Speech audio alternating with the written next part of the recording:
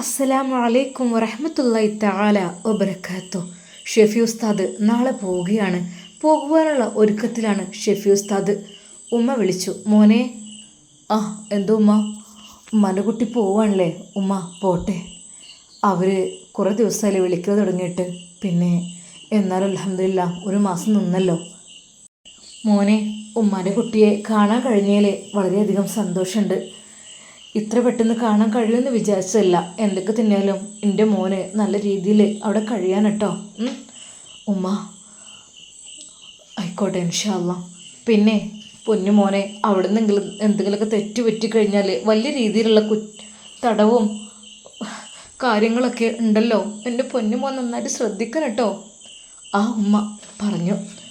ഉമ്മ ഇൻഷാ അല്ലാ അള്ളാഹു സുബ്ഹാനഹു വ തആലയെ ഓർത്തുകൊണ്ട് ഞാൻ ജീവിക്കുമ്മ.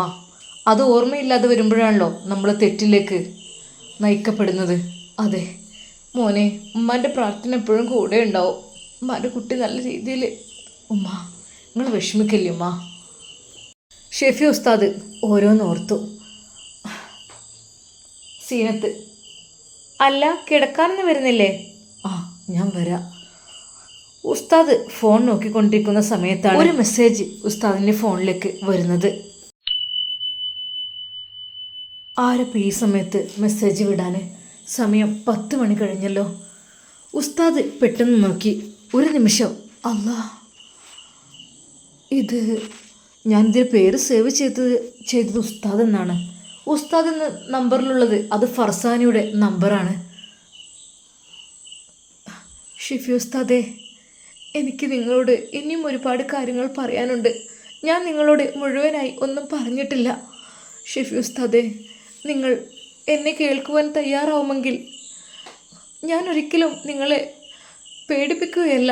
ഒരിക്കലും നിങ്ങളുടെ കൂടെ ജീവിക്കാനും ആഗ്രഹിക്കുന്നില്ല. പക്ഷേ എൻ്റെ ചില കാര്യങ്ങൾ എനിക്ക് പറയുവാൻ ബാക്കിയുണ്ട്. സത്യമായിട്ടും ഷെഫി ഉസ്താദേ, അങ്ങ് പേരിട്ട നൂറുദ്ദീൻ അതെൻ്റെ കുഞ്ഞാണ്. ഞാനാണ് അവനെ പ്രസവിച്ചത്. ആ ഒരു മെസ്സേജ് കണ്ട് ഷെഫി ഉസ്താദ് ഞെട്ടിത്തെറിച്ചു പോയി. യാ അല്ലാ, അദ്ദേഹത്തിൻ്റെ കൈകാലുകൾ വിറക്കാൻ തുടങ്ങി. വായിൽ വെള്ളം വറ്റിയ പോലെയായി. പടച്ചോനെ, എന്ത് ഞാൻ കേൾക്കുന്നത്? അപ്പോൾ സൈഫ് അറബിയുടെ 2ാം ഭാര്യയായിട്ട് ഫർസാനിയാണോ വന്നത്? റബ്ബേ, സത്യം പറഞ്ഞാൽ അത് വിശ്വസിക്കാൻ ഷെഫി ഉസ്താദ് പാടുപെട്ടു എന്ന് തന്നെ പറയാം. ഷെഫി ഉസ്താദ് പെട്ടെന്ന് അവിടെ നിന്നും എഴുന്നേറ്റു. നേരെ കിച്ചണിലേക്ക് പോയി. ഓ റബ്ബേ, ഞാൻ എന്തേ കേട്ടത്? ഉമ്മ കോരി വെച്ച വെള്ളമതാ ഷെഫി ഉസ്താദ് അല്പം എടുത്ത് കുടിക്കുന്നു. അല്ലാ, ബിസ്മില്ലാഹിർ റഹ്മാനിർ റഹീം.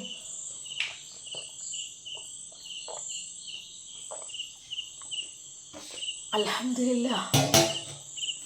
പഠിച്ചോനെ, ഞാൻ കേട്ടത് സത്യമാണോ? എനിക്ക് വിശ്വസിക്കാൻ കഴിയണില്ലല്ലോ. പക്ഷേ ഫോണ് കൂടുതൽ നോക്കുവാനും വയ്യ. സീനത്ത് തൊട്ടപ്പുറത്തുണ്ട്. റബ്ബേ, ഇല്ല, നടക്കില്ല. ഷെഫിക്ക, നിങ്ങൾ കിടക്കാൻ പറ്റില്ലേ? ഇന്നിപ്പോൾ ലാസ്റ്റ് ദിവസമാണ്.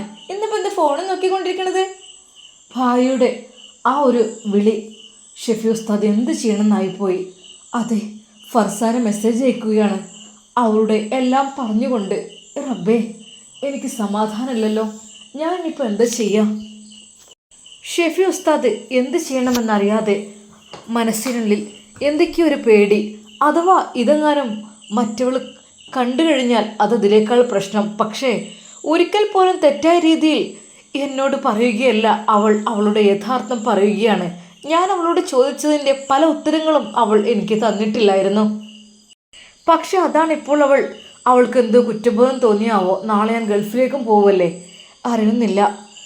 പഠിച്ചോനെ, അപ്പോൾ സൈഫ് അറബിയുടെ ഭാര്യയാണല്ലേ അവള്? ഹോ, അതവൾക്ക് വീട്ടിൽ ഒന്ന് പറഞ്ഞൂടെ? പറഞ്ഞാൽ എത്രമാത്രം, എന്തിനത്ര ഭയന്ന് കഴിയുന്നത്? ഒന്നുമില്ലെങ്കിൽ ആ പിതാവ് മറ്റു വിവാഹാലോചനകളുമായി വരികയാണ്. റബ്ബേ, ഇതിപ്പോൾ ഒന്ന് പറഞ്ഞിരുന്നെങ്കിൽ. ഒരു നിമിഷം ഷെഫി ഉസ്താദിന് തോന്നുകയാണ്, ഞാൻ തന്നെ ഒന്നങ്ങ് പറഞ്ഞാലോ അല്ലെങ്കിൽ വേണ്ട. എന്തിനാണ് വെറുതെ അവളുടെ സമ്മതമില്ലാതെ പറയുന്നത് ശരിയല്ലല്ലോ. എല്ലാം പറയട്ടെ മനസ്സ് തുറഞ്ഞ്. അവൾക്കൊരു പക്ഷേ പറയാൻ ആരും ഉണ്ടാവില്ല.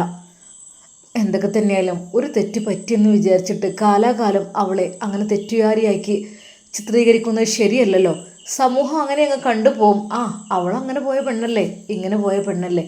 പക്ഷെ ഒരിക്കൽ പോലും മറ്റൊരു കണ്ണുകൊണ്ട് നമ്മൾ അവരെ കാണരുത്. അതായത് ഒരു പ്രാവശ്യം തെറ്റുപറ്റി അവർ പടച്ച റബ്ബിനോട് തൗബ ചെയ്തു കഴിഞ്ഞാൽ അള്ളാഹു സുബ്ഹാനഹു വ തആല അതവർക്ക് പുറത്തു കൊടുത്തു. പക്ഷേ ജനങ്ങൾക്കിടയിൽ ആ ഒരു പേര് അത് മായാതെ മങ്ങാതെ അങ്ങ് നിൽക്കും. അതാണ് സമൂഹത്തിൻ്റെ ഒരു അവസ്ഥ. ഒരു വിട്ടുവീഴ്ചയ്ക്ക് ആരും തയ്യാറാകില്ല. റബ്ബേ, ഒരാളുടെ ഒഴിബ് ആരെങ്കിലും മറച്ചു വെച്ചാൽ അള്ളാഹു സുബ്ഹാനഹു വ തആല അവരുടെ 1000 ഒഴിബ് മറച്ചു വെക്കും എന്നാണല്ലോ. പഠിച്ചോനെ, പാവം. എന്തൊക്കെ തന്നെയാലും ആ പെണ്ണിനെ നീ നല്ലൊരു ജീവിതം കൊടുത്തല്ലോ റബ്ബേ. എനിക്ക് സന്തോഷമാണ് അതിൽ. ആയിക്കോട്ടെ, സെയ്ഫ് അറബി അവളെ വിവാഹം കഴിച്ചു എന്നതിൽ ഒരു തെറ്റും എനിക്ക് തോന്നുന്നില്ല. കാരണം ആ പെണ്ണെന്ന് പറഞ്ഞാൽ അത്രക്ക് സുന്ദരിയാണ്. സെയ്ഫ് അറബിക്ക് ഏറ്റവും യോജിച്ചത് അവൾ തന്നെയാണ്, മറ്റൊന്നുമല്ല. ഷെഫി ഉസ്താദിൻ്റെ തെറ്റിദ്ധാരണ അതായിരുന്നു. സെയ്ഫ് അറബി അവളെ വിവാഹം കഴിച്ചിട്ടുണ്ട് എന്ന് തന്നെയായിരുന്നു. എന്നാൽ ഷെഫി ഉസ്താദിൻ്റെ മനസ്സിൽ മറ്റൊരു ചിന്ത കൂടി ഉണ്ടായിരുന്നു. പടച്ച റബ്ബ് ഓരോരുത്തർക്ക് ഓരോന്ന് കണക്കാക്കിയിട്ടുണ്ടാവും. അതെ, ഞാൻ കുതിച്ച ആ പെണ്ണ് ഇന്ന് സെയ്ഫ് അറബിയുടെ പെണ്ണാണ്. ആയിക്കോട്ടെ, കുഴപ്പമില്ല. എനിക്ക് കിട്ടാത്തത് സെയ്ഫിന് കിട്ടിയല്ലോ, അൽഹംദുലില്ലാ. അവൾ ഒരു പക്ഷേ എൻ്റെ വീട്ടിലായിരുന്നെങ്കിൽ കുറച്ചുകൂടി അവൾക്ക് ബുദ്ധിമുട്ടും പ്രയാസങ്ങളുമായി അനുഭവിക്കേണ്ടി വരും.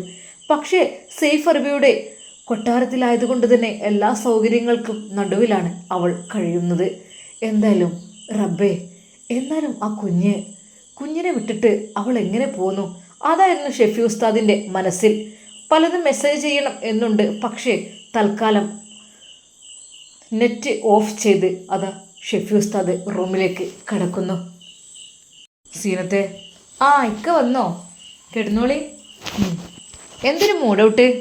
ആകൊരു മൂഡ് ഓഫ് ആണല്ലോ. അത് ഒന്നുമില്ല. അല്ലിക്ക, നിങ്ങൾ ഇനി നാളെ പോയി ഇനി അടുത്ത വർഷക്കല്ലേ വരുള്ളൂ? അത് നോക്കട്ടെ, 6 മാസം കൂടുമ്പോൾ ചിലപ്പോൾ ലീവ് കിട്ടുകയാണെങ്കിൽ. എന്തിനാ ഇക്ക വെറുതെ ഫ്ലൈറ്റിൻ്റെ ടിക്കറ്റും കാര്യങ്ങളും എത്ര റേറ്റാണ്? വെറുതെ ക്യാഷ് കളയണേ എനിക്ക് താല്പര്യമില്ല കേട്ടോ. ഒരു വർഷം അല്ലെങ്കിൽ 1.5 വർഷമേ കഴിഞ്ഞ് വന്നാൽ പോരെ? ഇത് ഇടയ്ക്കിടയ്ക്ക് ഇങ്ങനെ ഓടി വരുമ്പോഴേ അത്രയ്ക്കും ചിലവല്ലേ. ഇപ്പോൾ ഈ മാസത്തെ സാലറി കിട്ടിയോ? നമ്മൾ അങ്ങോട്ടും ഇങ്ങോട്ടുള്ള പോക്ക് വരവ്, സാധനങ്ങൾ വാങ്ങൽ, കൊണ്ടുപോകൽ, അതൊക്കെ ചിലവല്ലേ. അതൊക്കെ ഇപ്പോൾ സേവ് ചെയ്ത് വെച്ചിരിക്കണമെങ്കിൽ അതെനിക്ക് അയച്ചു തന്നാൽ എന്തൊക്കെ തന്നെ 2-3 ലക്ഷം ചുരുങ്ങിയത് ബാക്കിയായിട്ടുണ്ടാവും. അപ്പോൾ അതൊക്കെ ഒന്ന് ശ്രദ്ധിക്കണ്ടേ. ഇനി ലീവ് കിട്ടുമെന്ന് വിചാരിച്ചാൽ പെട്ടെന്ന് ഓടാൻ നിൽക്കണ്ട കേട്ടോ.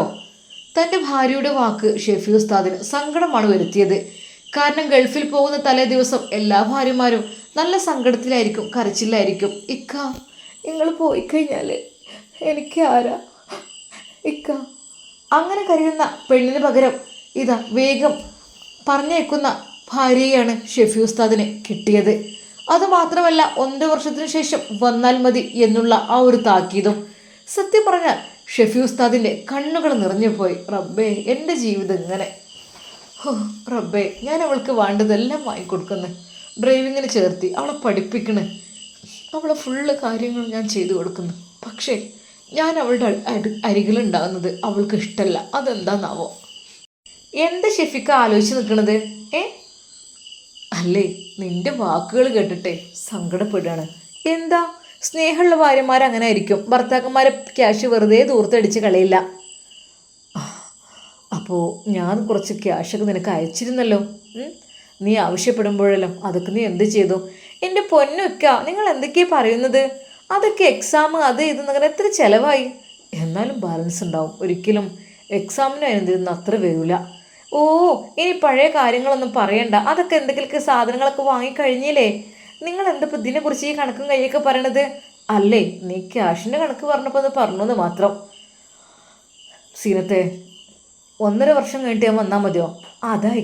അതാണ് നല്ലത്. അങ്ങനെ ആയിക്കഴിഞ്ഞാൽ നിങ്ങൾക്ക് നല്ല വരുമാനം മാർഗം. അതല്ല, ഒന്നും ക്യാഷ് വെറുതെ പോവില്ല. ഈ ടിക്കറ്റിന് വിസക്കും അതിന് നിനക്ക് എത്ര പൈസ വേണം? ഫ്ലൈറ്റ് ടിക്കറ്റിൻ്റെ ചാർജിന് എത്രയാണ് വരുന്നത്? അതൊക്കെ ഒരു സേവ് ചെയ്ത് വെച്ചാൽ അതായില്ലേ. സീനത്തെ, ഞാൻ എന്ന് വരണമെന്ന് നീ പറഞ്ഞത്? 1.5 വർഷം കഴിഞ്ഞിട്ട് ഇക്ക വന്നാൽ മതി. 1.5 ആക്കണ്ട, ഞാൻ 2 വരാം. ഓ, അത് ഏറ്റവും നല്ലത്. അങ്ങനെ ആകുമ്പോൾ കുറച്ച് സമ്പാദ്യം ഉണ്ടാവുകയും ചെയ്യും. പിന്നെ തിരിച്ചു വരുമ്പോഴേ കുറച്ച് ഗോൾഡും കാര്യങ്ങളൊക്കെ വാങ്ങണം കേട്ടോ അധികം. കാരണം നിങ്ങൾ ഇങ്ങോട്ടും വരുമ്പോൾ ചിലവ് കൂടും, ക്യാഷ് ഇല്ലാതാവും. ഇതെന്ന് വെച്ചാൽ അവിടെ നിന്ന് തന്നെ സമ്പാദിച്ചു കഴിഞ്ഞാൽ അത്യാവശ്യം കുഴപ്പമില്ലാത്ത രീതിയിൽ സാലറി കയ്യിലുണ്ടാവുമല്ലോ. ആ, അപ്പോൾ പിന്നെ മാത്രമല്ല, നിങ്ങൾക്കാണെങ്കിൽ ഫുഡ്, റൂം എല്ലാം ഫ്രീ അല്ലേ. അറബി വീട്ടിൽ നിന്ന് കിട്ടുന്ന ഒരു ക്യാഷ് അത് എന്തായാലും കറക്റ്റ് നിങ്ങളുടെ കയ്യിൽ ചിലവാകാതെ ഉണ്ടാവുമല്ലോ അല്ലേ? എന്തൊക്കെയാണ് ഈ പറയണത്? ആ, 2 വർഷം അങ്ങനെ എന്തെങ്കിലും ആയിട്ട് വന്നാൽ മതി കേട്ടോ അടുത്ത പ്രാവശ്യം. സത്യം പറഞ്ഞാൽ തൻ്റെ ഭാര്യയുടെ അത്യാഗ്രഹം, അതിമോഹം, റബ്ബേ എന്തൊക്കെയാണ് ഇവിടെ പറയുന്നത്? അതിമോഹം ആയുസ്സിനെ കുറക്കും എന്നാണല്ലോ. എന്തായാലും പഠിച്ചോനെ. സീനത്തെ, ഞാൻ പോയി നോക്കട്ടെ. എൻ്റെ വരവിൻ്റെ കാര്യമൊക്കെ ഇനിയിപ്പോൾ ലീവ് കിട്ടാൻ പ്രയാസമായിരിക്കും. ചിലപ്പോൾ അങ്ങനെയൊക്കെ തന്നെ ആയിരിക്കും. ഇക്ക അതിനെന്താ? പിന്നെ എനിക്ക് വരാനൊക്കെ ആഗ്രഹം ഉണ്ടായിരുന്നു.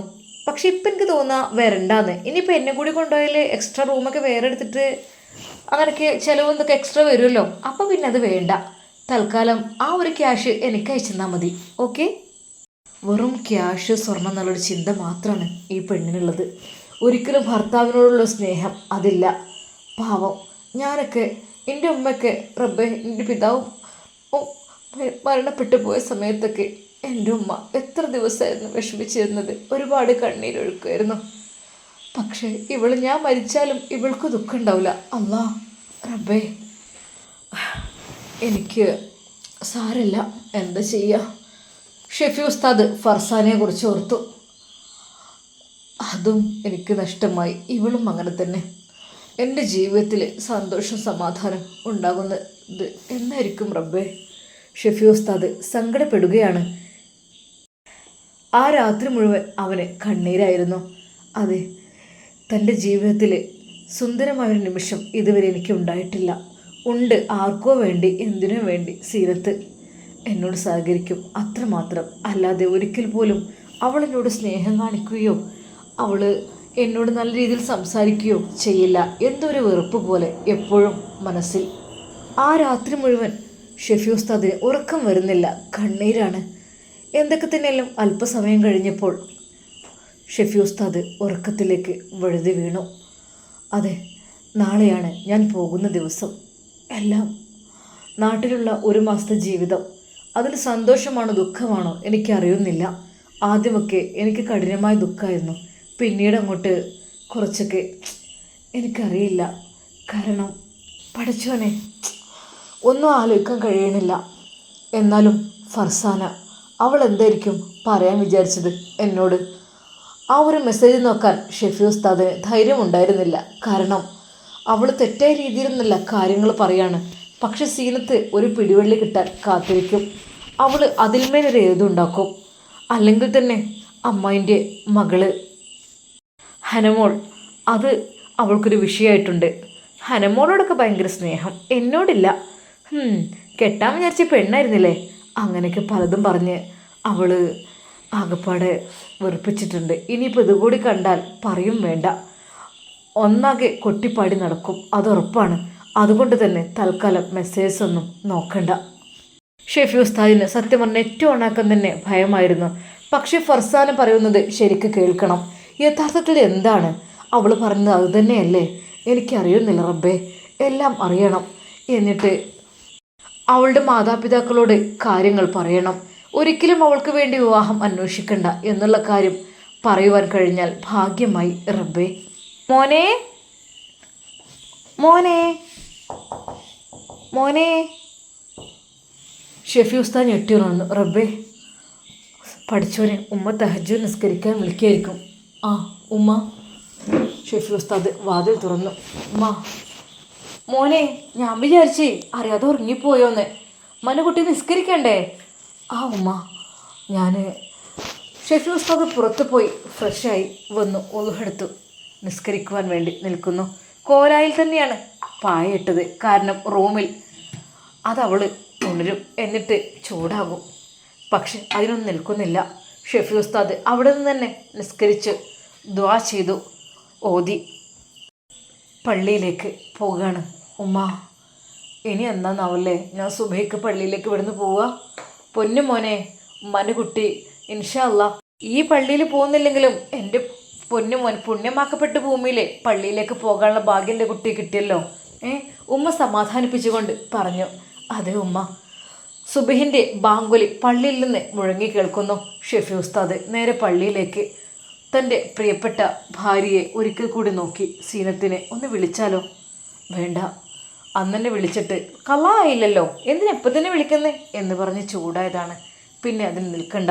ഷെഫി ഉസ്താദ് പൊറുതികേടുണ്ടായിരുന്നു. കാരണം ഞാൻ നിസ്കരിക്കുകയാണെങ്കിൽ എൻ്റെ ഭാര്യയെ എൻ്റെ കുടുംബത്തെ നിസ്കരിപ്പിക്കണം, അങ്ങനെയാണ്. പക്ഷേ അവളെ വിളിച്ചാൽ അവൾ ചീത്ത പറയും, ചൂടാകും. അതുകൊണ്ട് തന്നെ തൽക്കാലം ഷെഫി ഉസ്താദ് മൗനം പാലിച്ച് നേരെ പള്ളിയിലേക്ക് പോകുന്നു. ഇന്ന് രാത്രി 8 മണിക്കാണ് ഫ്ലൈറ്റ്. അല്ലാ പഠിച്ചോനെ. ഷെഫി ഉസ്താദ് പള്ളിയിൽ നിന്ന് തിരിച്ചു പോരുമ്പോൾ അവിടെയുള്ള കാര്യപ്പെട്ട ആളുകളോടൊക്കെ പറഞ്ഞു, അതെ ഞാനൊന്ന് പോകട്ടോ. പ്രായമായ ഒരുപാട് ഉപ്പയുടെ സ്നേഹിതന്മാരൊക്കെ ഉണ്ടായിരുന്നു. മോനെ, മോൻ പോവുകയാണോ? അതെ ഞാൻ പോവുകയാണ്. അതായത് ഇൻഷാ അല്ലാ ഇനി വന്നിട്ട് കാണാട്ടോ. എല്ലാ പ്രായമായവർക്കും നല്ല സ്നേഹമായിരുന്നു ഷെഫി ഉസ്താദിനോട്. എല്ലാവരോടും യാത്ര പറഞ്ഞു. അവൻ പള്ളിയിൽ നിന്ന് ഇറങ്ങുമ്പോൾ അവരെല്ലാവരും പറഞ്ഞു, നല്ല കുട്ടിയാണ്, നല്ല മോനാണ്. എന്തെന്നറിയില്ല, പ്രായമായവരോടും കുട്ടികളോടൊക്കെ നല്ല സ്വഭാവമാണ്.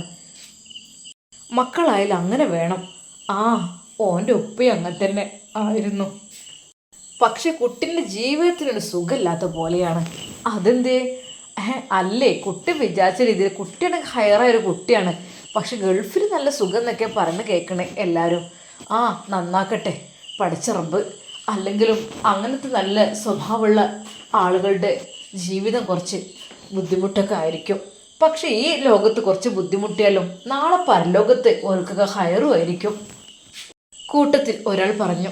ഷെഫി ഉസ്താദ് നിസ്കാരം കഴിഞ്ഞ് നേരെ അതാ വീട്ടിലേക്ക്. ഉമ്മ കാത്തിരിക്കുന്നുണ്ടായിരുന്നു. ഉമ്മ അവിടെ കോലായിൽ എന്ന ഖുർആൻ ഓതിക്കൊണ്ടിരിക്കുകയായിരുന്നു. ഉമ്മ അസ്സലാമു അലൈക്കും. വലൈക്കും അസ്സലാം. മോനെ, എൻ്റെ കുട്ടി. ഉമ്മ ചായ ഉണ്ടാക്കട്ടെ കേട്ടോ. ഉമ്മ ഇരിക്കി, നിങ്ങൾ ചായ ഉണ്ടാക്കാനൊന്നും പോലെ. സീനത്തിന് വേണ്ടിയിട്ടില്ലേ?